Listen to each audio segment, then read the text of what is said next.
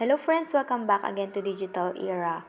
For today's video ay isi-share ko sa inyo kung paano dumami ang views sa ating mga TikTok video. This is for free and of course unlimited po ito. And of course it only takes a minute. But before we get started, please don't forget to support my channel by clicking the subscribe button and also hit the notification bell for you to be updated on my next video. So without further ado, let's get started.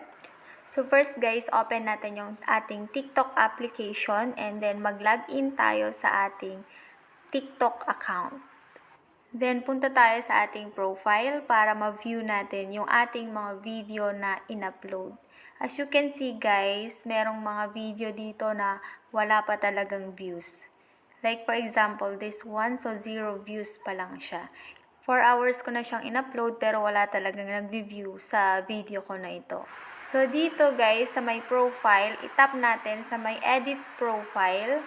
And then, sa my username, i-copy natin yung username na gamit natin. Like say for example, this one. So, itap natin yung copy. And then mag-go back tayo. Open natin yung ating Chrome application. Then dito sa web address, i-type natin yung fireliker.com. Then, tap natin yung search. Then guys, piliin natin yung pinakauna. Ito yung Fireliker. So, itap natin dito. So, ito yung application guys na pwede mong gamitin kung gusto mong mag-gain ng maraming likes and views. So, under username, itap natin sa may number sign. And then, i-type natin yung @ then i-paste po natin dito yung ating username. And then, click lang po natin yung continue. Okay, so scroll down natin. So, dito sa gawing baba, makikita natin na kailangan lang nating mag-antay ng 10 seconds. So, mabilis lang siya. Antayin lang natin ng saglit. And then guys, madadirect tayo dito sa page na ito. So, dito, input lang natin yung security code na nakalagay. I-type natin dito yung code and make sure na tama po yung nilalagay natin. And if ever na nagkamali ka, pwede mo namang ulitin or i-refresh yung code. Then, pag okay na ang lahat, itap natin sa my continue. At tapos, select lang tayo ng tool dito. Ano ba yung gusto natin? Auto hearts or auto views. Say for example, dito tayo sa auto views. Then, mag-antay ulit tayo ng 10 seconds. Na-try ko na itong tools na ito once. Don't worry, safe naman siya. Alright, so pag nandito na kayo, itap natin sa may visit website. And then, madadirect tayo sa ating mga TikTok video. So, mamili tayo dito ng video na gusto nating i-boost.